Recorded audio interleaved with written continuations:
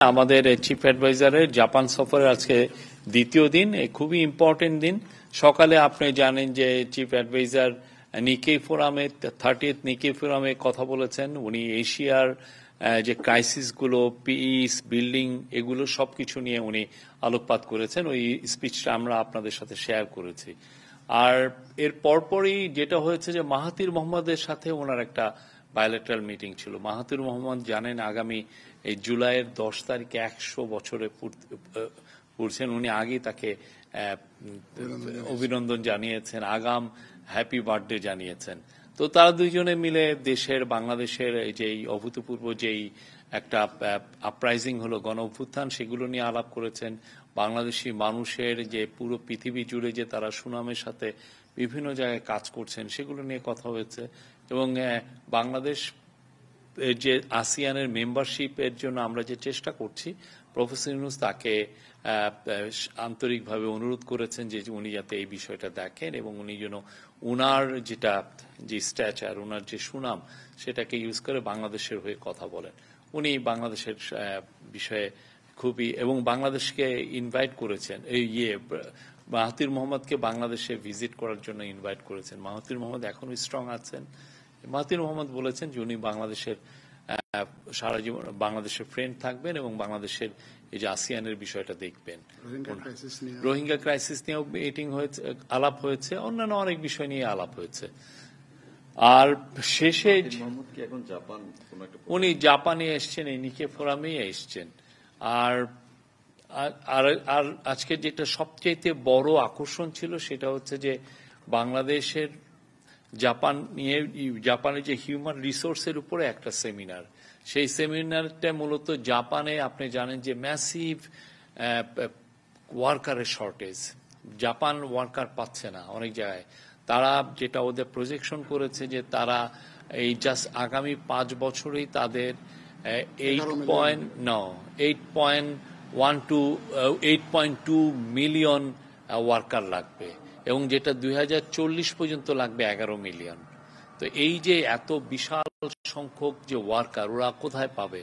আগে যেটা হতো যে জাপানে ইন্দোনেশিয়া আসতো, জাপানে ভিয়েতনাম থেকে লোক আসতো, জাপানে মায়ানমার থেকে, এইটা 3টা ছিল মোস্ট ইম্পর্টেন্ট সোর্স যারা এখানে এসে কাজ করতো। কিন্তু যেটা হচ্ছে যে ইন্দোনেশিয়ার ইকোনমি খুব ভালোভাবে বুমিং হচ্ছে, ফলে ইন্দোনেশিয়া থেকে লোক এই জাপানে আসাটা অনেকটা কমে এসছে। একইভাবে ভিয়েতনামেরও ইকোনমি বুমিং, ভিয়েতনাম থেকে ওয়ার্কার আসছে না। বাকি ছিল মায়ানমার, কিন্তু মায়ানমারের যেটা হয়েছে যে ওইখানে একটা সিভিল ওয়ার হচ্ছে বলে মায়ানমার থেকে অনেকেই যাচ্ছে না, ওদের অনেক ধরনের স্যাংশন ওরা ফেস করছে। তো এখন মূলত জাপানে ওয়ার্কার আসতেছেন হচ্ছে নেপাল থেকে। তো নেপাল তো অত বড় দেশ না, অত ওয়ার্কার পাঠাতেও পারছে না। তো ওরা বাংলাদেশের দিকে তাকিয়ে আছে। আজকে যে সেমিনারের মূল লক্ষ্য হচ্ছে জাপানি যারা বড় বড় কোম্পানি, তাদেরকে জানানো যে বাংলাদেশে প্রচুর ওয়ার্কার আছে, তারা পৃথিবীতে সমস্ত দেশে সুনামের সাথে কাজ করে, এবং তোমরা যত বেশি রিক্রুট করতে পারবো সেটার জন্য আমরা প্রস্তুত আছি। তো এটার একটা ব্যারিয়ার আছে। তো সেখানে ওদের যে national business support combined cooperatives, ওইটার যে প্রেসিডেন্ট মিস্টার মিকিও ওয়াগাসায়ামা, উনি সরাসরি বলছেন যে জাপান আগামী 5 বছরে, যে সেমিনারটা বলেছেন যে আগামী 5 বছরে 1 লক্ষ লোককে নিবে। কিন্তু যারা বাংলাদেশি যারা আছেন তারা বলছেন যে এই সংখ্যাটা আরো বাড়বে যদি আমরা ঠিক মতো আমাদের ল্যাঙ্গুয়েজ ট্রেনিং দিতে পারি আমাদের জনগোষ্ঠীকে, এবং তাদেরকে মিনিমাম স্কিলটা আমরা ট্রেনিং করতে পারি। তাহলে আমরা আশা করছি যে এটার সংখ্যা বাড়বে এবং এটা একটা ফ্লাড গেটের মতো ওপেন হবে। এটা আমাদের জন্য একটা বিশাল অপরচুনিটি, এবং সেটার জন্য প্রফেসর ইউনূস বলে অলরেডি এই সফরের আসার আগে একটা টাস্ক ফোর্স উনি করে দিয়েছেন, এবং এটার জন্য যত কিছু করা দরকার, যত দ্রুত ল্যাঙ্গুয়েজ ট্রেনিং সেন্টার করা যায়, যত দ্রুত এই স্কিলস ট্রেনিং সেন্টার করা যায়, এটা করা হবে। এবং সেই আলোকে অলরেডি কিছু মেজার আমরা কিন্তু নিয়েছি। যেমন ধরেন বাংলাদেশে থেকে যাতে জাপানে এসে অনেকে ল্যাঙ্গুয়েজ শিখতে পারেন, সেটার একটা ব্যারিয়ার ছিল। এখানে ব্যাংকিং রিলেটেড অনেক সমস্যা ছিল। ভিএইচএস যেটার মাধ্যমে এই ভিসার এগুলো সার্ভিসগুলো হয়। ভিএইচএস এর সাথে কিছু সমস্যা ছিল, সবগুলো দূরীভূত করে জাস্ট ফার্স্ট সেমিস্টারে এই ল্যাঙ্গুয়েজের 3,000 ছেলে মেয়ে বাংলাদেশে এসছেন। তো আমরা আশা করছি যে এটা একদম অব্যাহত থাকবে, এবং এইটা যে আমরা যে দূরীভূত করেছি, আমরা মনে করছি যে পুরো এই বছরই 10,000-এর মতো ছেলে মেয়ে ল্যাঙ্গুয়েজ এখানে পড়তে আসবে, এবং ল্যাঙ্গুয়েজ পড়ার সাথে সাথে তারা এখানে চাকরিও পাবেন। তো আমাদের এখানে ল্যাঙ্গুয়েজে বাংলাদেশে যেটা হয় যে তারা N5, যেটা একটা ল্যাঙ্গুয়েজের শেখার একটা স্ট্যান্ডার্ড, N5টা পর্যন্ত পড়ে, কিন্তু জাপানিজ এরা চাচ্ছে যে N4 কঠিন, যাতে খুব আপনি ভালো মতো কনভারসেশন করা যায়। N4টা অ্যাচিভ করে যদি বাংলাদেশের থেকে আমরা পাঠাতে পারতাম, তাহলে এমনও হয় যে আমাদের লাখ লাখ ছেলে মেয়েকে পাঠানো যেত। কিন্তু এটা এত দ্রুত তো আর আমরা ল্যাঙ্গুয়েজ সেন্টার আমরা সেট আপ করে এটা করতে পারবো না। বাট প্রফেসর ইউনূস বলেছেন যে এটা নিয়ে সমন্বিত উদ্যোগ নেওয়া হবে, সরকারি এবং বেসরকারি সবাইকে উদ্বুদ্ধ করা হবে যে যাতে জাপানিজ ল্যাঙ্গুয়েজ সেন্টার বাংলাদেশে আরো প্রচুর হয়, ভালো ভালো জাপানিজ ল্যাঙ্গুয়েজ ট্রেনার আমরা তৈরি করতে পারি, যাতে এই সংখ্যাটা আমরা 1 লক্ষ না আগামী 5 বছরে এটা যাতে আমাদের 10 লক্ষ যদি হয়, 10 লক্ষ যদি আমরা পারি, এটা অলমোস্ট ইম্পসিবল, বাট আমাদের চেষ্টাটা থাকবে। প্রফেসর ইউনূস বলেছেন এটার চেষ্টাটা আমাদের করতে হবে। এটা একটা ফ্লাড গেটের মতো আমাদের জন্য ওপেন হচ্ছে। এরকম অপরচুনিটি বাংলাদেশে অনেক বছর আসে না।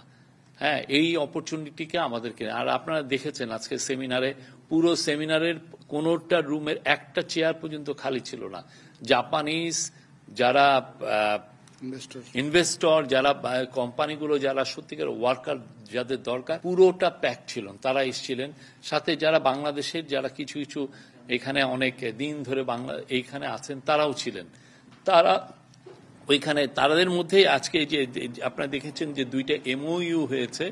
এমওইউ হয়েছে মূলত আমাদের যে বিএমইটি, যারা স্কিল লেবার, সরকারি যে প্রতিষ্ঠান যারা স্কিল লেবার পাঠায়, বিএমইটির সাথে আপনার কথা হয়েছে। বাংলাদেশের মানে ম্যান পাওয়ার যারা পাঠানোর জন্য যেটা মেন এজেন্সি, তার সাথে এখানে বাংলাদেশ জাপানিজ যারা মিলে রিক্রুটমেন্ট এজেন্সি 2-3টা করেছেন, তাদের সাথে কথা হয়েছে, কেডিএস এবং আরো আর একটা প্রতিষ্ঠান। হ্যাঁ, এই জিনিসগুলো মানে এটা পুরোটা করা হচ্ছে যে যত দ্রুত স্কেল আপ।